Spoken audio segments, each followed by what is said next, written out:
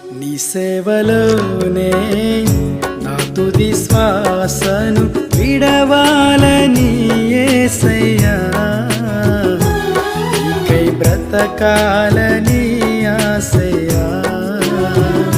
నీ సేవలోనే నా తుది శ్వాసను విడవాలని యేసయ్యా, నీకై బ్రతకాలని ఆశయ్యా.